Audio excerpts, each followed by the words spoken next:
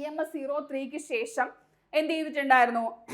ISRO മറ്റൊരു heaviest ആയിട്ടുള്ള communication satellite കൂടി ലോഞ്ച് ചെയ്തിട്ടുണ്ടായിരുന്നു എന്ന് പറഞ്ഞു. ഹലോ, എല്ലാവർക്കും എൻട്രിയുടെ മറ്റൊരു ക്ലാസ്സിലേക്ക് വീണ്ടും സ്വാഗതം. അപ്പോൾ നമ്മൾ ഇന്ന് വളരെ ട്രെൻഡിങ് ആയിട്ടുള്ള കുറച്ച് നമ്മുടെ സാധാരണ ഭാഷയിൽ പറയുകയാണെങ്കിൽ ഒരു ഹോട്ട് ടോപ്പിക്കുമായിട്ടാണ് ഇന്ന് വന്നിരിക്കുന്നത്. മറ്റൊന്നുമല്ല, 2025-26 ISRO മിഷൻസ് നമ്മൾ പഠിക്കാൻ പോവുകയാണ്. 1 മാർക്കാണ് കേട്ടോ. നിങ്ങൾക്ക് അടുത്ത ഏത് പരീക്ഷയായിക്കോട്ടെ, PSCയുടെ ഏത് പരീക്ഷ നിങ്ങൾ എഴുതുന്നവരായിരുന്നാലും നിങ്ങൾക്ക് 1 മാർക്ക് തരാനായിട്ട് പറ്റുന്ന ഒരു ക്ലാസ് ആണ് നിങ്ങളിപ്പോൾ കണ്ടുകൊണ്ടിരിക്കുന്നത്. ഓക്കെ, എന്തായാലും ഞാൻ ദീർഘിപ്പിക്കുന്നില്ല. 2026 ജനുവരിയിൽ നമ്മുടെ ആദ്യത്തെ വിക്ഷേപണം കഴിഞ്ഞു. അത് ഉൾപ്പെടെയാണ് നമ്മൾ എന്ത് ചെയ്യുന്നത്, പഠിക്കാൻ പോകുന്നത്. ഓക്കെ, എന്തായാലും ക്ലാസ്സിലേക്ക് പോകാം. അപ്പം നമ്മൾ ISROയെ കുറിച്ച് പഠിക്കുന്ന സമയത്ത് ISROയുടെ ചെയർമാനെ പഠിക്കാതെ പോകുന്നത് ശരിയല്ല, അല്ലെ? അപ്പം നമുക്ക് എന്തായാലും ആദ്യം ISROയുടെ പുതിയ ചെയർമാനെ കുറിച്ച് നോക്കാം. വി നാരായണനാണ്. ഈ ഭാഗമൊന്നും ഞാൻ നിങ്ങൾക്ക് അധികം എക്സ്പ്ലെയിൻ ചെയ്ത് തരേണ്ട കാര്യമില്ല, നിങ്ങൾക്കറിയാം. വി നാരായണൻ, അല്ലെ? ഇദ്ദേഹമാണ് ISROയുടെ ചെയർമാൻ എന്ന് പറയുന്നത്. കന്യാകുമാരി, തമിഴ്നാട് സ്വദേശിയാണ് വി നാരായണൻ എന്ന് പറയുന്നത്. 2 വർഷത്തേക്കാണ് എന്ത് ചെയ്യുന്നത്, അദ്ദേഹത്തെ നിയമിച്ചിരിക്കുന്നത് കേട്ടോ, ചെയർമാൻ ആയത് കേട്ടോ. ചെയർമാൻ ആയത് ISROയുടെ നിലവിലെ ചെയർമാൻ അല്ലെങ്കിൽ റീസെന്റ് ആയിട്ട് ISROയുടെ ചെയർമാനായിട്ട് നിയമിതനായ വ്യക്തിയാണ് ആരെന്ന് പറയുന്നത്, നമ്മുടെ വി നാരായണൻ എന്ന് പറയുന്നത്. അപ്പോൾ ഇദ്ദേഹത്തിന് മുൻപ് ഡോക്ടർ എസ് സോമനാഥ്, അല്ലെ, മലയാളി ആയിട്ടുണ്ടായിരുന്ന ഡോക്ടർ എസ് സോമനാഥാണ് ISROയുടെ ചെയർമാൻ ആയിരുന്നത്. ഇദ്ദേഹത്തിന് ശേഷമാണ് വി നാരായണൻ ISROയുടെ ചെയർമാനായിട്ട് ചുമതലയേറ്റത്. സോ ഇത് തന്നെ എന്താണ്, 1 മാർക്കാണ്. ISROയുടെ നിലവിലെ ചെയർമാൻ ആരാണ്? അപ്പൊ തന്നെ നിങ്ങൾക്ക് എന്ത് കിട്ടി? 1 മാർക്ക് കൊണ്ടുപൊക്കോ, 1 മാർക്ക് നിങ്ങൾക്ക് കിട്ടി. ഓക്കെ, ശരി, ഭദ്രമാക്കി കൈ വെച്ചോ. അടുത്തതിലേക്ക് നമ്മൾ പോവാം. 2026 ISROയുടെ ആദ്യത്തെ വിക്ഷേപണമാണ് ഏതെന്ന് പറയുന്നത് EOS-N1 അഥവാ അന്വേഷ എന്ന് പറയുന്നത്. അപ്പൊ നിങ്ങൾ ചോദിക്കും, ഇത് മാത്രമേ ഉള്ളൂ? അല്ലടാ, ഇത് പ്രധാനപ്പെട്ട ഉപഗ്രഹമായത് കൊണ്ടാണ് ഞാൻ ഇതിന്റെ പേര് പറഞ്ഞത്. ഈ EOS എന്ന് പറയുന്ന പേര് കേൾക്കുമ്പോൾ തന്നെ നിങ്ങൾക്കറിയാം എന്താണ്. പറഞ്ഞേടാ, എന്താ നമ്മൾ പഠിച്ചിട്ടുണ്ട്? Earth observating satellite. അതായത് ഇത് കാണുമ്പോൾ നമ്മൾ മനസ്സിലാക്കും ഇതൊരു ഭൗമ നിരീക്ഷണ ഉപഗ്രഹമാണ്. ഓക്കെ, ശരി, അപ്പൊ നമുക്ക് വിക്ഷേപണത്തിലേക്ക് പോകാം. അതായത് 2026 ISROയുടെ ആദ്യത്തെ ഉപഗ്രഹ വിക്ഷേപണമായിരുന്നു. ആക്ച്വലി 15 മറ്റ് ചെറിയ ഉപഗ്രഹങ്ങൾ പ്ലസ് അന്വേഷ, അങ്ങനെ 16 ഉപഗ്രഹങ്ങളാണ് മൊത്തത്തിൽ ഈ ഒരു ദൗത്യത്തിൽ. അപ്പൊ ദൗത്യം എന്ന് പറയുന്നത് PSLV-C62 അഥവാ PSLV-C62 ആണ് വിക്ഷേപണ വാഹനം. അതുകൊണ്ട് നമുക്ക് ഈ പേരിലും ഈ ഒരു മിഷനെ എന്ത് ചെയ്യാം, പറയാം, PSLV-C62. 2026 ജനുവരി 12 ശ്രീഹരിക്കോട്ടയിൽ നിന്നാണ് ഈ ഒരു ദൗത്യം വിക്ഷേപിച്ചിട്ടുണ്ടായിരുന്നത്. 2026 ജനുവരി 12. അപ്പൊ വിക്ഷേപണത്തിന് എന്ത് സംഭവിച്ചു എന്നുള്ള കാര്യം പറയുന്നതിന് മുൻപ് നമുക്ക് എന്ത് ചെയ്യാം, ഇതിലെ ഉപഗ്രഹങ്ങൾ ഏതൊക്കെയാണെന്നൊന്ന് പഠിക്കാം. അപ്പൊ അതിൽ ഏറ്റവും പ്രധാനപ്പെട്ട ഒന്നാണ് ഭൗമ നിരീക്ഷണ ഉപഗ്രഹമായിട്ടുള്ള അന്വേഷ അഥവാ EOS-N1. ഭൂമിയെ അന്വേഷിക്കാൻ പോകുന്നതല്ലേ കൃത്യമായിട്ട്. ഭൗമ നിരീക്ഷണം എന്ന് പറയുമ്പോൾ ഭൂമിയെ എന്ത് ചെയ്യുന്നു, കൃത്യമായിട്ട് ഒന്ന് അന്വേഷിച്ചിട്ട് വരുവാണല്ലേ. അതുകൊണ്ട് ആ പേരങ്ങ് ഇട്ട് കൊടുത്തു എന്നങ്ങ് എന്താ കണക്ട് ചെയ്ത് വെച്ചിരുന്നാൽ മതി. ഓക്കെ, അന്വേഷ അഥവാ EOS-N1 അതാണ് പ്രധാനപ്പെട്ട ഉപഗ്രഹം. അതുകൊണ്ടാണ് നമ്മൾ അതിനെക്കുറിച്ച് ആദ്യം പഠിക്കുന്നത്. അത്യാധുനിക ഭൗമ നിരീക്ഷണ ഉപഗ്രഹമാണ് ഏത്, അന്വേഷ. അന്വേഷ ഉൾപ്പെടെ 16 ഉപഗ്രഹങ്ങളാണ് ഈ ദൗത്യത്തിൽ എന്ത് ചെയ്യുന്നത്, ബഹിരാകാശത്തിലേക്ക് പോകാൻ ഒരുങ്ങിയത്. ഏത് വാഹനത്തിലാ? PSLV-C62. അത് മറക്കരുത്. Okay, PSLV-C62. ഇനി അന്വേഷയെ കൂടാതെ മറ്റാരൊക്കെ ഈ ദൗത്യത്തിൽ ഉണ്ടായിരുന്നു നോക്കാം. ഒന്ന് ആയുൾ സാറ്റ്. ആരാണ്? ആയുൾ സാറ്റ് എന്ന് പറയുന്ന ഒരു എന്തുണ്ടായിരുന്നു, ഉപഗ്രഹം ഉണ്ടായിരുന്നു. സോ ഇതെന്ന് പറയുന്നത് ബംഗളൂരു ആസ്ഥാനമായിട്ടുള്ള സ്റ്റാർട്ടപ്പ് ആയിട്ടുള്ള orbit aid aerospace. Orbit aid aerospace എന്ന് പറയുന്ന ഒരു സ്റ്റാർട്ടപ്പിന്റെ ഉപഗ്രഹമായിരുന്നു ഈ ആയുൾസാറ്റ് എന്ന് പറയുന്ന. പേര് കേൾക്കുന്നത് പോലെ തന്നെ ഉപഗ്രഹങ്ങൾക്ക്, മറ്റുപഗ്രഹങ്ങൾക്ക് ആയുസ് കൊടുക്കാനായിട്ടുള്ളതാണെന്ന് എന്ത് ചെയ്യുക, ഒന്ന് കണക്ട് ചെയ്ത് വെച്ചിരിക്കാം. അതായത് ബഹിരാകാശത്ത് വെച്ച് തന്നെ ഉപഗ്രഹങ്ങളിൽ ഇന്ധനം നിറയ്ക്കുന്ന സാങ്കേതിക വിദ്യ പരീക്ഷിക്കുക. എന്താണ് ആയുൾസാറ്റിന്റെ ലക്ഷ്യം എന്ന് പറയുന്നത്? നമ്മൾക്ക് ഉപഗ്രഹം വിക്ഷേപിക്കുന്നതിന് മുമ്പ് നമ്മൾ ഭൂമിയിൽ വെച്ചാണ് എന്ത് ചെയ്യുന്നത്, നമ്മൾ ഇന്ധനം നിറയ്ക്കുന്നത് അല്ലേ. പക്ഷെ ISROയുടെ കളി ഇവിടെയൊന്നും അല്ല. എന്താണ്, അങ്ങ് ബഹിരാകാശത്ത് ഞങ്ങൾ ഭൂമിയിൽ വെച്ചും ഇന്ധനം നിറയ്ക്കും, ഞങ്ങൾ ബഹിരാകാശത്ത് വെച്ചും ഇന്ധനം നിറയ്ക്കും എന്നാണ് ISRO പറയുന്നത്. അപ്പോൾ എന്ത് വെച്ചിട്ട്? ആയുൾസാറ്റ് യൂസ് ചെയ്തിട്ട്. ഓക്കെ, ആക്ച്വലി ഈ ഒരു ദൗത്യം പരാജയപ്പെട്ടതാണ്. ഓക്കെ, ഈ ഒരു PSLV C62 പരാജയപ്പെടുന്നതിനും നമ്മൾ ഇനി അങ്ങോട്ട് പഠിക്കും. എങ്കിലും ഇതും വീണ്ടും എന്ത് ചെയ്യും, ISRO ശ്രമം ഉപേക്ഷിക്കില്ല. ഇനിയും ഞങ്ങൾ എന്ത് ചെയ്യും, മുന്നോട്ട് വരും. ഓക്കെ, അപ്പോൾ ഈ ഒരു സാങ്കേതിക വിദ്യ എന്താണ്, ബഹിരാകാശത്ത് വെച്ച് തന്നെ ഉപഗ്രഹങ്ങളും ഇന്ധനം നിറയ്ക്കുന്നു. അത് നമുക്ക് ഭാവി ദൗത്യങ്ങൾ, ഇനി അങ്ങോട്ടുള്ള മിഷൻസിന്റെ ചിലവ് കുറയ്ക്കാനായിട്ട് സഹായിക്കും. എങ്ങനെയാണ്? ഉപഗ്രഹങ്ങളുടെ ആയുസ് വർദ്ധിപ്പിക്കാനായിട്ട്. നമ്മൾ സാധാരണയായിട്ട് ഒരു ഉപഗ്രഹം സ്പേസിലേക്ക് പോയി കഴിഞ്ഞ് അവിടെ നിന്ന് ചിലപ്പോൾ എന്ത് ചെയ്യാറുണ്ട്, അതിൻ്റെ കാലാവധി അല്ലെങ്കിൽ അതിൻ്റെ ആ ഒരു മിഷൻ കഴിഞ്ഞു കഴിഞ്ഞാൽ അവിടെ സ്പേസ് വേസ്റ്റ് ആയിട്ടൊക്കെ തുടരുകയാണ് ചെയ്യുന്നത് അല്ലെ. അവിടെ ഒരു എക്സ്ട്രാ ഒരു മാലിന്യമായിട്ട് തുടരുക ആണ് ചെയ്യുന്നത്. എന്നാൽ ഇനി ഇങ്ങനൊരു സാങ്കേതിക വിദ്യ കൂടി വന്നാൽ എന്ത് ചെയ്യാം, ആ പറയുന്ന ബഹിരാകാശത്ത് വെച്ച് തന്നെ എന്ത് ചെയ്യാം, നമുക്ക് ഈ ഉപഗ്രഹങ്ങളിൽ ഇന്ധനം നിറയ്ക്കാം. അതുപോലെ തന്നെ നമുക്ക് ചിലവ് കുറയ്ക്കാനായിട്ട് സാധിക്കും. ഓക്കെ, ചെലവ് കുറയ്ക്കാനായിട്ട് സാധിക്കുന്ന ഒരു സാങ്കേതിക വിദ്യയാണ് ആയുൾസാറ്റ്. അപ്പോൾ നമുക്ക് എന്താണ് നമ്മൾ പറഞ്ഞത്, ഉപഗ്രഹങ്ങൾക്ക് കൂടുതൽ, മറ്റു ഉപഗ്രഹങ്ങൾക്ക് കൂടുതൽ ആയുസ് കൊടുക്കാനായിട്ടുള്ള ഇന്ധനം നിറയ്ക്കുക എന്നുള്ളതാണ് പുള്ളിക്കാരൻ്റെ പണി. അതുകൊണ്ടാണ് ആയുൾസാറ്റ് എന്ന് പേര് കൊടുത്തതെന്ന് എന്ത് ചെയ്യാം, നമുക്ക് അങ്ങനെ കണക്ട് ചെയ്ത് പഠിക്കാം കേട്ടോ. ഓക്കെ, നമുക്ക് എങ്ങനെ എന്ത് ചെയ്യാം, കണക്ട് ചെയ്ത് വെക്കാം. നമുക്ക് ആൻസർ കിട്ടിയാൽ മതിയല്ലോ. അടുത്തത് MOI-1 എന്ന് പറയുന്ന ഒരു സാറ്റലൈറ്റ് ആണ്. ഹൈദരാബാദിലെ take me to space, take me to space, Eon space, take me to space, അതുപോലെ തന്നെ ഇയോൺ സ്പേസ്, ഇങ്ങനെ പറയുന്ന രണ്ട് സ്ഥാപനങ്ങൾ ചേർന്നിട്ടാണ് ഏകദേശം 14 കിലോഗ്രാം വരുന്ന ഈ ഒരു MOI-1 എന്ന് പറയുന്ന ഉപഗ്രഹം എന്ത് ചെയ്തിരിക്കുന്നത്, നിർമ്മിച്ചിരിക്കുന്നത്. അപ്പോൾ ഇതിൽ AI യൂസ് ചെയ്തിട്ട്, ഇതിൽ നമ്മൾ AI സെറ്റപ്പ് ചെയ്ത് വെച്ചിട്ടുണ്ട്. അതായത് ആർട്ടിഫിഷ്യൽ ഇൻ്റലിജൻസ് അല്ലെങ്കിൽ AI യൂസ് ചെയ്തിട്ടുള്ള ഡിവൈസ് യൂസ് ചെയ്തിട്ട് എന്ത് ചെയ്യാം, നമുക്ക് ബഹിരാകാശത്ത് വെച്ച് തന്നെ ചിത്രങ്ങൾ, ഭൂമിയെ എന്ത് ചെയ്യുന്നു, കൃത്യമായിട്ട് നിരീക്ഷിച്ച ചിത്രങ്ങൾ ശേഖരിച്ച് അത് ബഹിരാകാശത്ത് വെച്ച് തന്നെ പ്രോസസ്സ് ചെയ്യാനായിട്ട് സാധിക്കുന്ന ഒന്നാണ് MOI-1 ഉള്ളത്. ഇനി ഈ ആയുൾസാറ്റിനെയും MOI-1 കൂടാതെ ഇന്ത്യയുടെയും മൗറീഷ്യസിൻ്റെയും ഒരു ജോയിന്റ് സാറ്റലൈറ്റ് ഉണ്ടായിരുന്നു. അതുപോലെ തന്നെ കെസ്ട്രൽ ഇനിഷ്യൽ ഡെമോൺസ്ട്രേറ്റർ എന്ന് പറയുന്ന സ്പെയിനിൽ നിന്നുള്ള ഒരു ഉപഗ്രഹവും എന്തുണ്ടായിരുന്നു, ഈ മിഷന്റെ ഭാഗമായിരുന്നു. അപ്പോൾ ഇൻഡോ മൗറീഷ്യസ് ജോയിന്റ് സാറ്റലൈറ്റും കെസ്ട്രൽ ഇനിഷ്യൽ ഡെമോൺസ്ട്രേറ്റർ എന്ന് പറയുന്ന സ്പെയിനിൽ നിന്നുള്ള ഉപഗ്രഹവും എന്തിൻ്റെ ഭാഗമായിരുന്നു, ഈ പറയുന്ന നമ്മുടെ ISROയുടെ PSLV C62 ഭാഗമായിരുന്നു. പക്ഷേ എന്ത് ചെയ്തു, ഈ ഒരു നമ്മുടെ 2026 ഈ ഒരു മിഷൻ എന്ത് ചെയ്തു, നിയന്ത്രണം നഷ്ടമായിട്ട് സാങ്കേതിക പിഴവ് കാരണം പരാജയപ്പെട്ടു. പക്ഷെ ഞാൻ നേരത്തെ പറഞ്ഞതുപോലെ പൂർവാധികം ശക്തിയോടെ തിരിച്ചു വരും. ഓക്കെ, അപ്പോൾ ആയുൾസാറ്റ്, അതുപോലെ തന്നെ MOI-1, അതിൻ്റെ കൂടെ ഞാൻ പറഞ്ഞു ഏറ്റവും പ്രധാനപ്പെട്ടത് അന്വേഷ അല്ലെ, ഭൂമി അവിടെ ഉണ്ടോ എന്നൊക്കെ ഒന്ന് അന്വേഷിക്കാൻ പോയതാണ് എന്ന് ഓർത്ത് വെക്കുക. അന്വേഷ അഥവാ EOS N1 എന്ന് പറയുന്ന ഭൗമ നിരീക്ഷണ ഉപഗ്രഹം ഇതിന്റെ ഏറ്റവും പ്രധാനപ്പെട്ട ഭാഗമായിട്ടുള്ള ഉപഗ്രഹമാണെന്ന് ഓർത്തു വെക്കുക. ഓക്കെ, സെറ്റ് അല്ലേ ഇത്? PSLV C62 സെറ്റ് ആണെന്ന് വിചാരിക്കുന്നു. 2026 ജനുവരിയിൽ നിങ്ങൾക്ക് നമ്മുടെ ISRO തന്ന ഒരു മാർക്കാ കേട്ടോ.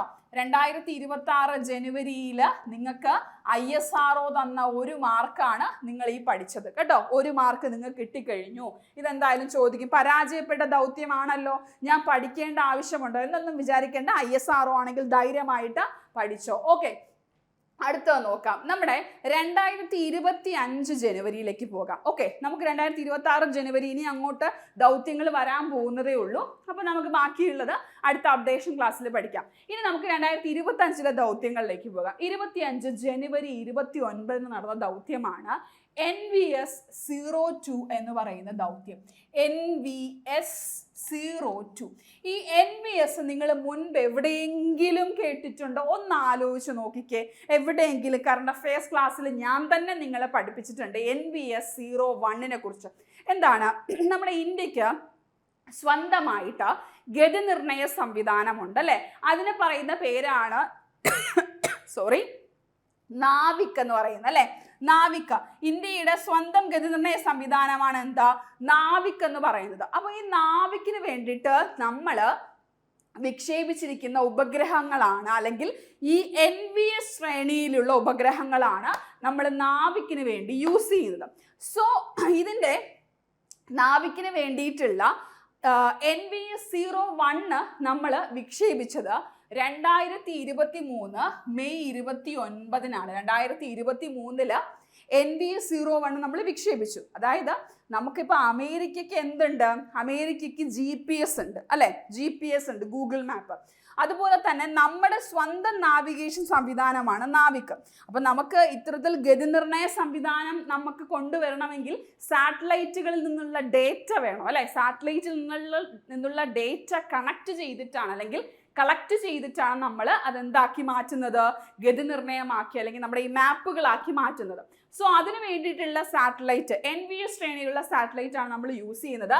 NVS-01 2023 May 29-ന് GSLV F-12 use ചെയ്ത് എന്ത് ചെയ്തു? വിക്ഷേപിച്ചു. F-12 GSLV F-12 എന്ത് ചെയ്തിട്ടുണ്ടായിരുന്നു? വിക്ഷേപിച്ചിട്ടുണ്ടായിരുന്നു. ഇവിടെ NVS-02 വിക്ഷേപിച്ചത് ഏത് വെച്ചിട്ടാണ്? GSLV F-15. GSLV F-15 use ചെയ്തിട്ടാണ് എന്ത് വിക്ഷേപിച്ചത്? നമ്മുടെ NVS-02 വിക്ഷേപിച്ചത്. അപ്പൊ നമ്മുടെ ശ്രീഹരിക്കോട്ടയിൽ നിന്നുള്ള 100ാമത്തെ വിക്ഷേപണം അതാണ് ചോദിച്ചത്. ശ്രീഹരിക്കോട്ടയിൽ നിന്നുള്ള 100ാമത്തെ വിക്ഷേപണമായിരുന്നു NVS-02 എന്ന് പറയുന്നത് കേട്ടോ. ഓക്കെ, നമ്മുടെ സതീഷ് ധവാൻ, ശ്രീഹരിക്കോട്ടയിലെ സതീഷ് ധവാൻ സ്പേസ് സെന്ററിൽ നിന്നുള്ള 100ാമത്തെ വിക്ഷേപണമായിരുന്നു NVS-02 എന്ന് പറയുന്നത്. എന്നാണ് നടന്നത്? 2025 ജനുവരി 29. കല്ലിൽ കൊത്തിവെച്ചതുപോലെ, ഓർത്തു വെച്ചോ, കല്ലിൽ കൊത്തിവെച്ചതുപോലെ 2025 ജനുവരി 29-ന് ശ്രീഹരിക്കോട്ടയിലെ സതീഷ് ധവാൻ സ്പേസ് സെന്ററിൽ നിന്ന് NVS-02 പുറപ്പെട്ടു. എന്തിനു വേണ്ടി? നമ്മുടെ നാവിക് എന്ന് പറയുന്ന ഗതിനിർണയ സംവിധാനത്തിന് വേണ്ടിയിട്ട് നമ്മൾ വിക്ഷേപിച്ചു. 2025 ജനുവരി 29-ന് മുൻപ് 2023 മെയ് 29-ന് നമ്മൾ NVS-01 GSLV F-12 വിക്ഷേപിച്ചു. NVS-02 നമ്മൾ വിക്ഷേപിച്ചത് F-15 വിക്ഷേപിച്ചത്. 15 നമ്മൾ എന്ത് ചെയ്തത്? വിക്ഷേപിച്ച. മനസ്സിലായോ? അപ്പൊ ശ്രീഹരിക്കോട്ടയിൽ നിന്നുള്ള 100ാമത്തെ വിക്ഷേപണം NVS-02 ആണെന്ന് പഠിച്ചപ്പോൾ ആദ്യ ഉപഗ്രഹ ദൗത്യം SLV-01 ആണെന്ന് കൂടി എന്ത് ചെയ്യുക? ജസ്റ്റ് ഒന്ന് അറിഞ്ഞിരിക്കുക. 1979 SLV-01 ആണ് ശ്രീഹരിക്കോട്ടയിൽ നിന്നുള്ള ആദ്യത്തെ ഉപഗ്രഹ ദൗത്യം എന്ന് പറയുന്നത്. ക്ലിയർ ആണോ? ഓക്കെ ആണോ? അപ്പൊ നമുക്ക് 2025 ജനുവരി 29-ന് NVS-02. ഓക്കെ, ഇവിടെ ഇതിനെക്കുറിച്ച് ചോദിച്ചൊരു ചോദ്യമാണ് കൊടുത്തിരുന്നത്. ISROയുടെ ശ്രീഹരിക്കോട്ടയിൽ നിന്നുള്ള 100ാമത്തെ ദൗത്യമാണ് NVS-02 എന്ന് പറഞ്ഞിരിക്കുന്നു. GSLV F-12 എന്ന് പറയുന്ന റോക്കറ്റാണ് NVS-02 ഉപഗ്രഹത്തെ വഹിച്ചു കൊണ്ടുപോയത്. അവിടെ തന്നെ നിങ്ങൾക്ക് തെറ്റ് മനസ്സിലായി അല്ലേ? F-15 ആണ് വഹിച്ചുകൊണ്ട് പോയത്. സോ സെക്കൻഡ് തെറ്റാണെന്ന് മനസ്സിലായി അല്ലേ? സെക്കൻഡ് തെറ്റാണ്. ഇനി ഭൗമ, വ്യോമ, സമുദ്ര നാവിഗേഷൻ, മൊബൈൽ ഉപകരണങ്ങൾ, ലൊക്കേഷൻ അധിഷ്ഠിത സേവനങ്ങൾ എന്നിവ ഉപഗ്രഹത്തിന്റെ പ്രധാനപ്പെട്ട ആപ്ലിക്കേഷൻ. ഞാൻ ഇത്ര നേരം കിടന്ന് ഘോരം പറഞ്ഞത് നമ്മുടെ നാവിക്കിന് വേണ്ടിയിട്ടാണ്. സോ അതെന്തായാലും ലൊക്കേഷൻ അധിഷ്ഠിത സേവനങ്ങൾക്ക് വേണ്ടിയിട്ടുള്ളതാണ് അല്ലേ? സോ ഇവിടെ നമുക്ക് എന്താണ്?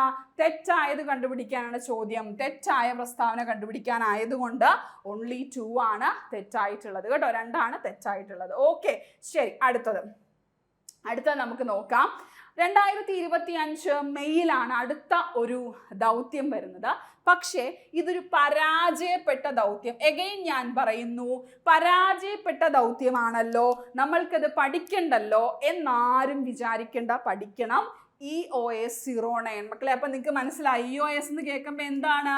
യെസ്, മനസ്സിലേക്ക് വന്നു അല്ലേ? ഇതൊരു ഭൗമ നിരീക്ഷണ ഉപഗ്രഹമാണ് അല്ലേ? ഇതൊരു ഭൗമ നിരീക്ഷണ ഉപഗ്രഹമാണ്. വിക്ഷേപണ വാഹനം ഏതാണ്? നമ്മുടെ സ്വന്തം PSLV C61. സ്വന്തം PSLV C61 ആണ് ഏത്? EOS-09 വിക്ഷേപണ വാഹനം എന്ന് പറയുന്നത്. ഒന്നാം ഘട്ടവും രണ്ടാം ഘട്ടവും ഒക്കെ മര്യാദയ്ക്ക് നടന്നു. പക്ഷെ മൂന്നാം ഘട്ടത്തിലെ തകരാറ് ദൗത്യം പരാജയപ്പെടാനായിട്ട് കാരണമായി. 2017 ശേഷം ഇതാദ്യമായിട്ടാണ് PSLV എന്ത് ചെയ്യുന്നത്? ഒരു ഉപഗ്രഹത്തെ ഇതുപോലെ ഓർബിറ്റിൽ എത്തിക്കുന്നതിന് മുൻപ് ഫെയിൽ ആകുന്നത് കേട്ടോ. 2017 ശേഷം ആദ്യമായിട്ടാണ്. സോ EOS-09 അഥവാ നമ്മൾ പറഞ്ഞു ഇതൊരു ഭൗമ നിരീക്ഷണ ഉപഗ്രഹമാണെന്നുള്ള കാര്യം ഓർത്തു വെക്കുക. പരാജയപ്പെട്ട ദൗത്യമാണ്. ഓക്കെ, പരാജയപ്പെട്ട ദൗത്യമാണെന്ന് ഓർത്തു വെക്കുക. മനസ്സിലായോ? മൊത്തത്തിൽ PSLVയുടെ ചരിത്രത്തിൽ മൂന്നാമത്തെ പരാജയപ്പെട്ട ദൗത്യമാണ് EOS-09 എന്ന് പറയുന്നത്. 2021 EOS-03യും 2022 EOS-02യും എന്ത് ചെയ്തിട്ടുണ്ട്? PSLV ഭ്രമണപഥത്തിൽ എത്തിക്കാതെ പരാജയപ്പെടുത്തിയിട്ടുണ്ട്. ഓക്കെ, അപ്പോൾ അത് PSLVയുടെ മൊത്തത്തിലുള്ള ഒരു മൂന്നാമത്തെ പരാജയമാണെങ്കിലും 2017 ശേഷം ഇത് ആദ്യമായിട്ടാണ് കേട്ടോ PSLV ഭ്രമണപഥത്തിൽ എത്തിക്കാതെ ഒരു ഉപഗ്രഹം പരാജയപ്പെടുന്നത്. ഓക്കെ, ക്ലിയർ ആണോ? അടുത്ത നമുക്ക് നോക്കാം. അപ്പോൾ 2025 മെയ് 18 ഇത് വിക്ഷേപിച്ചത് കേട്ടോ. 2025 മെയ് 18 EOS-09 അഥവാ റിസാറ്റ് ബി വിക്ഷേപിച്ചത്. റിസാറ്റ് ബി എന്ത് ചെയ്തത്? വിക്ഷേപിച്ചത്. അപ്പോൾ ശ്രീഹരിക്കോട്ടയിൽ നിന്നുള്ള 101ാമത്തെ വിക്ഷേപണമാണ് ഈ EOS-09 അഥവാ റിസാറ്റ് ബി. അവിടെ ഞാൻ ഒരു കാര്യം പറയാനായിട്ട്, ഏറ്റവും പ്രധാനപ്പെട്ട ഒരു കാര്യം പറയാൻ മറന്നുപോയി. ഈ ഒരു ദൗത്യം എന്ന് പറയുന്നത് നമ്മുടെ പഹൽഗാം ഭീകരാക്രമണത്തിന് ശേഷം ഓപ്പറേഷൻ സിന്ധൂർ നടന്നല്ലോ. അതായത് ഇന്ത്യ പാക് ടെൻഷൻ നടന്ന സമയത്ത് അതിനുശേഷം നമ്മൾ വിക്ഷേപിച്ച സാറ്റലൈറ്റ് ആണ്. ചെറുതായെന്ന് പറഞ്ഞാൽ ഒരു സ്പൈ സാറ്റലൈറ്റ് പോലെ. അതായത് നമ്മുടെ അതിർത്തി നിരീക്ഷണത്തിന് വേണ്ടിയിട്ട്. എന്താണ്? നമ്മുടെ അതിർത്തി നിരീക്ഷണത്തിന് വേണ്ടിയിട്ട്. പ്രത്യേകിച്ച് നിങ്ങൾക്കറിയാം, നമുക്ക് നിരീക്ഷണമെങ്കിൽ 2 ആൾക്കാരുടെ അതിർത്തിയാണ് ഇന്ത്യക്ക് പ്രധാനപ്പെട്ട് എന്ത് ചെയ്യേണ്ടത്? നിരീക്ഷിക്കേണ്ടത്. ഒന്ന് ചൈനയും ഒന്ന് പാകിസ്ഥാനും അല്ലെ. ഇവരാണ് ഏറ്റവും കൂടുതൽ നമുക്ക് തലവേദന ഉണ്ടാക്കുന്ന ആൾക്കാർ. ബാക്കിയുള്ള ആൾക്കാരൊക്കെ ഉണ്ടെങ്കിലും ഇവർ രണ്ടുപേരെയാണ് ഇന്ത്യ ഏറ്റവും കൂടുതൽ എന്ത് ചെയ്യുന്നത്? നോക്കേണ്ട ഈ 2 അതിർത്തികൾ. സോ അതുകൊണ്ട് തന്നെ ഈ 2 അതിർത്തികളും പ്രധാനമായിട്ടും നിരീക്ഷിക്കുന്നതിന് വേണ്ടിയിട്ടാണ് റിസാറ്റ് ബി എന്ത് ചെയ്തിരിക്കുന്നത്? വിക്ഷേപിച്ചിട്ടുണ്ടായിരുന്നത്. പക്ഷെ അതെന്തായിട്ടുണ്ടായിരുന്നു? പരാജയപ്പെട്ടു പോയ ദൗത്യമാണ്. മനസ്സിലായോ? EOS-09 2025 May 18. മെയ് എന്നൊക്കെ പറയുമ്പോൾ നിങ്ങൾക്ക് അറിയാമല്ലോ, മെയ് 7 ഓപ്പറേഷൻ സിന്ധൂർ നടക്കുന്നത്. ഓക്കെ, മെയ് 18 ഇത് വിക്ഷേപിക്കുന്നത്. ഓക്കെ, അടുത്തത് നമുക്ക് നോക്കാം. ശ്രീഹരിക്കോട്ടയിൽ നിന്നുള്ള 102ാമത്തെ വിക്ഷേപണം. അപ്പൊ 100 പഠിച്ചു, 101 പഠിച്ചു, 102 പഠിച്ചു. അത് നൈസർ ആണ്. NASA ISRO synthetic aperture radar. Nisar എന്ന് പറയും, പക്ഷെ നൈസർ ആണ് കറക്റ്റ് പ്രൊനൗൺസിയേഷൻ എന്ന് പറയുന്നത് കേട്ടോ. അപ്പോൾ NASA ISRO synthetic aperture radar നമ്മുടെ GSLV F-16 റോക്കറ്റില്, GSLV F-16 rocket. അപ്പൊ നമ്മളിവിടെ GSLV F-15 പഠിച്ചു അല്ലെ. GSLV F-15 നമ്മൾ എവിടെയാണ് പഠിച്ചത്? ഇവിടെ പഠിച്ചു. GSLV F-15 യൂസ് ചെയ്തിട്ടാണ് NVA-02 പോയതെങ്കിൽ ഇവിടെ GSLV F-16 യൂസ് ചെയ്തിട്ടാണ് ആര് പോയിട്ടുണ്ടായിരുന്നത്? നമ്മുടെ നൈസർ പോയിട്ടുണ്ടായിരുന്നത്. അപ്പൊ എന്നായിരുന്നു വിക്ഷേപണം എന്ന് ചോദിച്ചാൽ ജൂലൈ 30, 2025. അപ്പോൾ ജനുവരി 29 ആദ്യത്തെ വിക്ഷേപണം, NVSന്റെ വിക്ഷേപണം. അതിനുശേഷം നമ്മൾ പറഞ്ഞു മെയ് 18 നമ്മുടെ റിസാറ്റ് 1V അഥവാ EOS-09 വിക്ഷേപണം. അടുത്തത് ജൂലൈയില് NASA ISRO synthetic aperture radar അഥവാ നൈസറിന്റെ വിക്ഷേപണം. ഓക്കെ, നൈസറിനെ കുറിച്ച് പറയുവാണെങ്കിൽ വളരെ നല്ലൊരു ഇതാണ് എന്ന് നമുക്ക് പറയാം അല്ലെ. അതൊന്നുമല്ല, എന്താണ് നൈസറിനെ കുറിച്ച് നമുക്ക് കൃത്യമായിട്ട് കാര്യങ്ങൾ പഠിച്ചു വെക്കണം. എന്താണ്? ഇരട്ട frequency radar, dual frequency radar. Okay, അതായത് രണ്ട് വ്യത്യസ്ത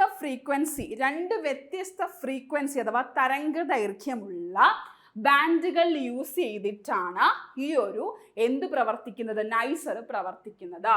എൽ ബാൻഡ്, എസ് ബാൻഡ് എന്നിങ്ങനെ രണ്ട് വ്യത്യസ്ത ഫ്രീക്വൻസിയിലുള്ള റഡാർ അറിയാലോ, എപ്പോഴും പ്രവർത്തിച്ചുകൊണ്ടിരിക്കുന്ന റഡാറുകൾ, ക്യാമറ കണ്ണുകൾ അല്ലേ. അപ്പൊ ഇങ്ങനെ രണ്ട് വ്യത്യസ്ത ഫ്രീക്വൻസിയിലുള്ള റഡാറുകൾ യൂസ് ചെയ്തിട്ടാണ് പ്രവർത്തിക്കുന്നത്. എൽ ബാൻഡ് വികസിപ്പിച്ചത് ആരാണെന്ന് ചോദിച്ചാൽ നാസയാണ്. കൂടുതൽ തരംഗ ദൈർഘ്യമുള്ള റഡാറാണ്. അതുകൊണ്ട് തന്നെ വനങ്ങളുടെ ഉള്ളിലേക്ക്, മരങ്ങളുടെയും ഒക്കെ ഉള്ളിലേക്ക് തുളച്ചു കയറി ചിത്രങ്ങൾ എടുക്കാനായിട്ട് ഈ ഒരു റഡാറിന് സാധിക്കും കേട്ടോ. ഇനി എൽ ബാൻഡ് നാസ വികസിപ്പിച്ചതാണെങ്കിൽ എസ് ബാൻഡ് ആരായിരിക്കും? കൂടെയുള്ളത് ISRO അല്ലെ. ISRO ആണ് എസ് ബാൻഡ് വികസിപ്പിച്ചത്. ഇത് ഇന്ത്യയുടെ കാർഷിക നിരീക്ഷണം, ദുരന്ത നിവാരണം ഇങ്ങനെയുള്ള ആവശ്യങ്ങൾക്ക് സഹായകരമാകുന്നതാണ് ഏത്? എസ് ബാൻഡ് എന്ന് പറയുന്നത് കേട്ടോ. മേഘങ്ങൾക്കിടയിലൂടെ രാവും പകലും ഭൂമിയെ മാപ്പിംഗ് ഉണ്ട് കേട്ടോ. ഭൂമിയെ മാപ്പ് ചെയ്ത് അതുപോലെ തന്നെ ഭൂമിയെ കൃത്യമായിട്ട് ഒബ്സർവേറ്റ് ചെയ്യുന്നതിനും കൂടിയൊക്കെയാണ് ഈ നൈസർ എന്ത് ചെയ്യുന്നത്, ശ്രമിക്കുന്നതെന്ന് ഓർത്തു വെക്കുക കേട്ടോ. നൈസറിന്റെ പ്രധാനപ്പെട്ട ലക്ഷ്യങ്ങൾ കൂടി നമുക്കൊന്ന് നോക്കിയാലോടാ. ഭൂമിയുടെ ഉപരിതലത്തിലെ മാറ്റങ്ങൾ എന്ത് ചെയ്യണം, നിരീക്ഷിക്കണം. അതാണ് ഞാൻ പറഞ്ഞ മാപ്പിംഗ് എന്ന് പറഞ്ഞത് കേട്ടോ. കൃത്യമായിട്ട് ഭൂമിയുടെ സർഫസ് എന്ത് ചെയ്യണം, ഒബ്സർവേറ്റ് ചെയ്യണം. പുറംപാളി, മഞ്ഞുമലകൾ, കാടുകൾ, ഇവിടെയൊക്കെ എന്തൊക്കെ വ്യത്യാസങ്ങൾ ഉണ്ടാകുന്നു അത് കൃത്യമായിട്ട് മനസ്സിലാകണം. പ്രകൃതി ദുരന്തങ്ങളെ കുറിച്ച് മുന്നറിയിപ്പ് നൽകാനായിട്ട് സാധിക്കണം. അതായത് ഭൂകമ്പം, അഗ്നിപർവ്വത സ്ഫോടനം, സുനാമി, മണ്ണിടിച്ചിൽ ഇങ്ങനെ ഉണ്ടാകുന്ന ദുരന്തങ്ങൾക്ക് മുന്നോടിയായിട്ട് നമുക്ക് ആളുകളെ ഇവാക്യുവേറ്റ് ചെയ്യാനായിട്ട് കൃത്യമായിട്ടുള്ള ഡേറ്റ് നമുക്ക് നൽകണം. അതും നൈസറിന്റെ ഒരു ലക്ഷ്യമാണ്.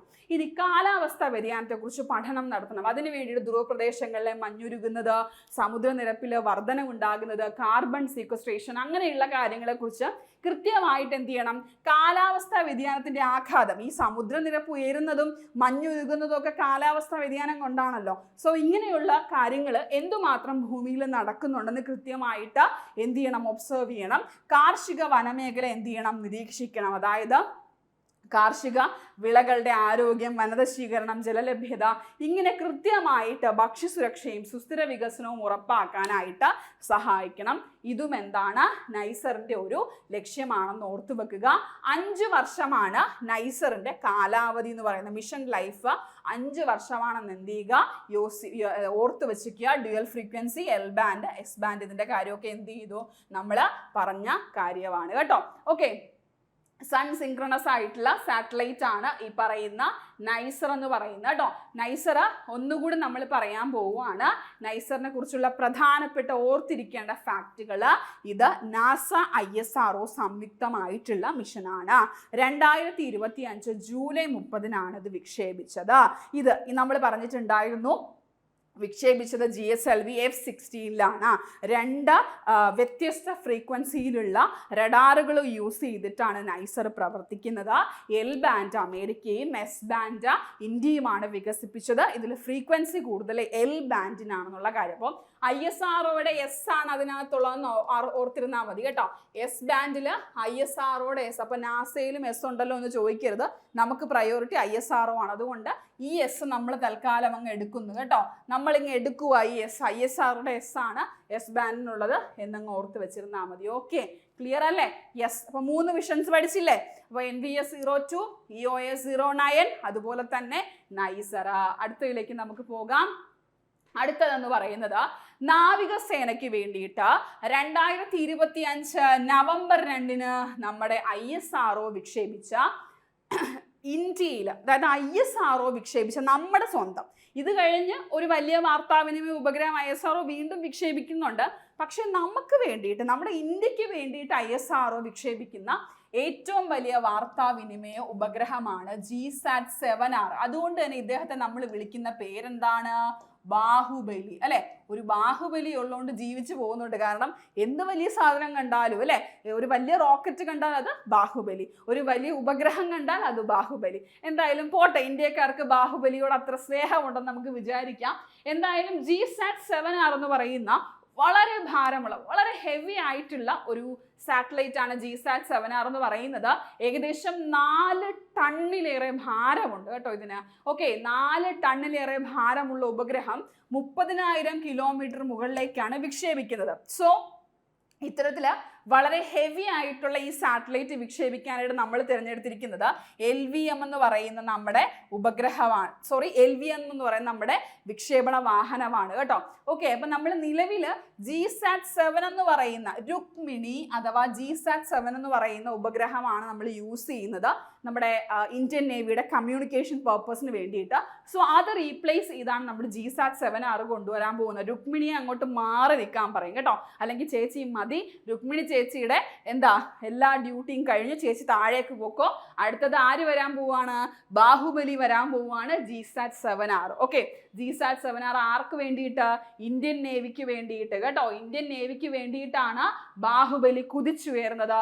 CMS-03. നിങ്ങളോട് ബാഹുബലി എന്നൊന്നും ചോദിക്കില്ല കേട്ടോ, നിങ്ങളോട് ചോദിക്കുന്ന ഈ പേരെ ചോദിക്കത്തുള്ളൂ, CMS-03. CMS-03 എന്ന് പറയുന്നത് ഇന്ത്യയിൽ നിന്നും വിക്ഷേപിക്കുന്ന ഏറ്റവും ഭാരമേറിയ വാർത്താവിനിമയ ഉപഗ്രഹം. ഞാൻ വീണ്ടും പറയുന്നു, ഇതിനേക്കാളും ഭാരമേറിയ അമേരിക്കയ്ക്ക് വേണ്ടിയിട്ട് ബ്ലൂബേർഡ് 6 എന്ന് പറയുന്ന ഒരു കമ്മ്യൂണിക്കേഷൻ സാറ്റലൈറ്റ് ഇത് കഴിഞ്ഞ് ഡിസംബറിൽ ISRO വിക്ഷേപിക്കുന്നുണ്ട്. പക്ഷെ നമ്മുടെ ഇന്ത്യക്ക് വേണ്ടിയിട്ട് കേട്ടോ, ഇന്ത്യക്ക് വേണ്ടി ഇന്ത്യയിൽ നിന്നും വിക്ഷേപിക്കുന്ന ഏറ്റവും ഭാരമേറിയ വാർത്താവിനിമയ ഉപഗ്രഹമാണ് ഈ പറയുന്ന CMS-03 എന്ന് പറയുന്നത് കേട്ടോ. CMS-03. അപ്പൊ നമ്മുടെ ഇന്ത്യൻ നാവികസേനയുടെ വാർത്താവിനിമയ ശേഷി വർദ്ധിപ്പിക്കുക, സമുദ്രമേഖലയിലെ പ്രവർത്തനങ്ങൾ കാര്യക്ഷമമാക്കുക, സൈനിക ആശയവിനിമയം സുരക്ഷിതമാക്കുക, ഇങ്ങനെയുള്ള കാര്യങ്ങളാണ് ഈ ഉപഗ്രഹത്തിന്റെ പ്രധാന ലക്ഷ്യം എന്ന് പറയുന്നത്. നമ്മൾ പറഞ്ഞു 4 ടണ്ണിലേറെ ഭാരമുണ്ട് അല്ലെ, അതായത് 4400 കിലോഗ്രാം ഭാരമുള്ള ഈ ഉപഗ്രഹം എന്ന് പറയുന്നത് നമ്മുടെ ജിയോ സ്റ്റേഷനറി ഓർബിറ്റിലേക്കാണ് എന്ത് ചെയ്യുന്നത്, ഇത് വിക്ഷേപിക്കുന്നത്. LVM-3 യൂസ് ചെയ്തിട്ടാണ്. LVM-3 Mark 3 LVM-3 കേട്ടോ. LVM-3 launch vehicle mark 3. Okay, launch vehicle mark 3 അതാണ് LVM-3 എന്ന് പറയുന്നത്. ലോഞ്ച് വെഹിക്കിൾ മാർക്ക് 3 ഇത് വെച്ചിട്ടാണ് നമ്മൾ എന്ത് ചെയ്യുന്നത്, GSAT-7R ഈ കമ്മ്യൂണിക്കേഷൻ സാറ്റലൈറ്റുകളെല്ലാം തന്നെ GSAT വേരിയന്റുകളായിരിക്കും കേട്ടോ. കമ്മ്യൂണിക്കേഷൻ സാറ്റലൈറ്റുകളെല്ലാം തന്നെ GSAT വേരിയന്റുകളായിരിക്കും, അതൊന്ന് ഓർത്തു വെക്കുക. GSAT-7R അല്ലെങ്കിൽ നിങ്ങളോട് CMS-03 ചോദിക്കത്തുള്ളൂ കേട്ടോ. CMS-03 ആയിരിക്കും ചോദിക്കുന്നത്. ഇന്ത്യൻ നേവിക്ക് വേണ്ടി വിക്ഷേപിച്ച ഹെവിയസ്റ്റ് ആയിട്ടുള്ള കമ്മ്യൂണിക്കേഷൻ സാറ്റലൈറ്റ് ആണ് CMS-03. ആൻഡ് അവർ യൂസ് ചെയ്തത് LVM-3 അഥവാ ലോഞ്ച് വെഹിക്കിൾ മാർക്ക് 3 ആണ് എന്ന് ഓർത്തു വെക്കുക. ക്ലിയർ അല്ലേ? ഓക്കെ അല്ലേ നിങ്ങൾക്ക്? യെസ്. അടുത്തത് നമ്മുടെ സ്പേസ് ഡോക്കിംഗ്. ഓക്കെ, നമ്മുടെ ഈ പറയുന്ന സ്പേസ് ഡോക്കിംഗ് എന്ന് പറയുന്ന നേട്ടം കൈവരിച്ച 4ാമത്തെ രാജ്യമാണ് ഇന്ത്യ. ഇത് ഓർത്തു വെക്കുക. സ്പേസ് ഡോക്കിംഗ്, അതായത് നമ്മുടെ ISRO അടുത്തത് നമുക്ക് ഗഗൻയാൻ ഉണ്ട്, അതുപോലെ തന്നെ ഭാരതീയ അന്തരീക്ഷ മിഷൻ ഉണ്ട് അല്ലെ. ഇതിനൊക്കെ മുന്നോടിയായിട്ട് നമ്മൾ കൈവരിച്ചൊരു നേട്ടമാണ് സ്പേസ് ഡോക്കിംഗ്. അതായത് ചേസറും ടാർഗറ്റ് എന്ന് പറയുന്ന 2 ഉപഗ്രഹങ്ങളെ ബഹിരാകാശത്ത് വെച്ച് കൂട്ടിയോജിപ്പിച്ച് ഡോക്ക് ചെയ്യുന്നു, ഡീഡോക്ക് ചെയ്യുന്നു. അതാണ് സ്പേസ് ഡോക്കിംഗ് കൊണ്ട് ഉദ്ദേശിക്കുന്നത്. അപ്പൊ ഇവിടെ സ്പേസ് ഡോക്കിംഗ് എന്ന് പറയുന്ന നേട്ടം കൈവരിക്കുന്ന 4ാമത്തെ രാജ്യമായിട്ട് ഇന്ത്യ മാറി കേട്ടോ. നമ്മുടെ US, അതുപോലെ തന്നെ റഷ്യ, ചൈന എന്നീ രാജ്യങ്ങൾക്ക് ശേഷം. അപ്പൊ ഇവിടെ എന്താണ്, ഡോക്കിങ്ങിനായിട്ട് 2024 ഡിസംബർ 30-നാണ് ISRO എന്ത് ചെയ്തത്, ഉപഗ്രഹങ്ങളെ വിക്ഷേപിച്ചത്. SDX-01, SDX-02 അതിന്റെ മറ്റു പേരാണ് ചേസറും ടാർഗറ്റും. പക്ഷേ ഈ SDX-01, SDX-02 ഈ പേരെന്ത് ചെയ്തിട്ടുണ്ട്, PS ചോദിച്ചിട്ടുണ്ട്. SDX-01, SDX-02 എന്ന് പറയുന്നത് ചോദിച്ചിട്ടുണ്ട്.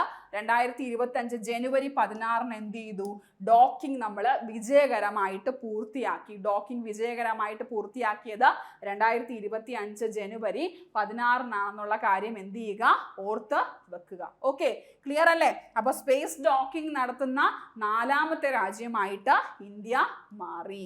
ഓക്കെ, അടുത്ത നമുക്ക് ലാസ്റ്റ് ആൻഡ് ഫൈനൽ. ഞാൻ പറഞ്ഞു CMS-03 ശേഷം എന്ത് ചെയ്തിട്ടുണ്ടായിരുന്നു, ISRO മറ്റൊരു ഹെവിയസ്റ്റ് ആയിട്ടുള്ള കമ്മ്യൂണിക്കേഷൻ സാറ്റലൈറ്റ് കൂടി ലോഞ്ച് ചെയ്തിട്ടുണ്ടായിരുന്നു എന്ന് പറഞ്ഞു അല്ലെ. അങ്ങനെ 2025 ഡിസംബറിൽ ഇന്ത്യ വിക്ഷേപിച്ച ഉപഗ്രഹമാണ് ബ്ലൂബേർഡ് 6 ബ്ലോക്ക് 2. Bluebird 6 block 2. പക്ഷേ ഇത് നമ്മുടെ ഇന്ത്യക്ക് വേണ്ടി വിക്ഷേപിച്ചതല്ല. ഇത് ISRO വാണിജ്യാടിസ്ഥാനത്തിൽ NSIL വഴി, അതായത് new space India limited. New space India limited എന്ന് പറയുന്നത് നിങ്ങൾക്കറിയാം, ലോകത്തിൽ ഏറ്റവും കുറഞ്ഞ ചിലവിൽ ഉപഗ്രഹങ്ങൾ നിർമ്മിച്ച് വിക്ഷേപിച്ച് നൽകുന്ന ഒരു ബഹിരാകാശ ഏജൻസിയാണ് ISRO എന്ന് പറയുന്നത്. അതുകൊണ്ട് തന്നെ പല രാജ്യങ്ങളിലെ ബഹിരാകാശ സ്റ്റാർട്ടപ്പുകളൊക്കെ ISROയെ സമീപിക്കാറുണ്ട് ഈ പറഞ്ഞ കുറഞ്ഞ ചിലവിൽ ഉപഗ്രഹ വിക്ഷേപണത്തിന് വേണ്ടിയിട്ട്. സോ അങ്ങനെ ആ വാണിജ്യാടിസ്ഥാനത്തിൽ മറ്റു രാജ്യങ്ങൾക്കോ സ്റ്റാർട്ടപ്പുകൾക്കോ ഒക്കെ ഇത്തരത്തിൽ ഉപഗ്രഹം വിക്ഷേപിച്ച് നൽകാനായിട്ട് ISROയുടെ ഒരു കൊമേഴ്സ്യൽ വിങ് എന്ന് പറയാൻ പറ്റുന്ന സാധനമാണ് new space India limited. So new space India limited വഴി നമ്മുടെ ISRO ഇത് അമേരിക്കൻ കമ്പനി ആയിട്ടുള്ള AST മൊബൈൽ എന്ന് പറയുന്ന ഒരു കമ്പനി ഉണ്ട്. AST mobile. ഈ AST മൊബൈലിന് വേണ്ടിയിട്ട് ISRO വിക്ഷേപിച്ച് നൽകിയ കമ്മ്യൂണിക്കേഷൻ സാറ്റലൈറ്റ് ആണ് ബ്ലൂബേർഡ് 6 ബ്ലോക്ക് 2.